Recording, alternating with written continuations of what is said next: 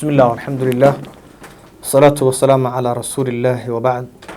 الله سبحانه وتعالى يا مهد اسكاله كلمة دينا مانتا وحان كو قادن دونا قصير وقابا وإلهي سبحانه وتعالى قرآن كيسا وكو الشاقي إيا تصالي رسولكو وبحيي قصة سواحة إلى هاي أدونك مركا إلهي ومارتي وقت يسؤول دماغو أدومها لك الحسابيو عدي نار آدي سنة نار أي آدو عدي جنة آدي سنة جنة أي آدو بواحا شاكي سنة dadkii jannada galay ba waxay ka sheekaysanayaan arrimihii ay soo mareen ee adduunyada ku soo qabsaday bay ka sheekaynayaan.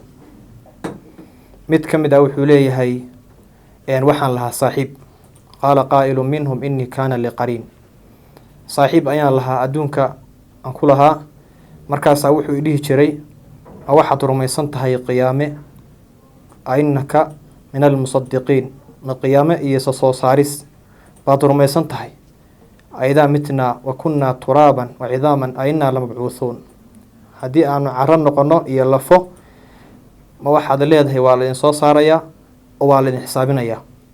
marka wuxuu ka sheekaynayaa saaxiibkiisii xumaa ee adduunka ay saaxiibaha ku ahaayeen. markaasaa wuxuu leeyahay qaala hal antum mudalicuun ila soo fiiriya. markaasa waxaa soo raacayaan saaxiibadiisi kale ee rujanaha ahaa.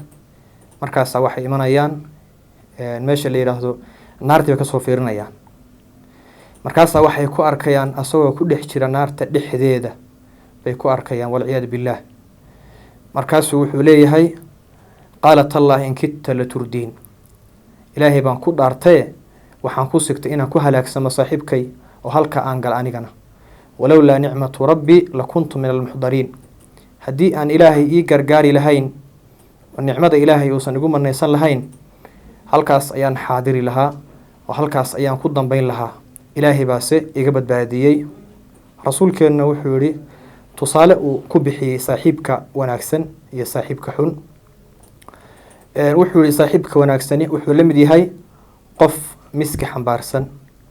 qofka miskiga xambaarsan iyo kan xunna wuxuu ku mithaaliyey saaxiibka xunna wuxuu ku mithaaliyey ninka birta tuma ama saaxibulkiir loo yaqaano buu ku mithaaliyey.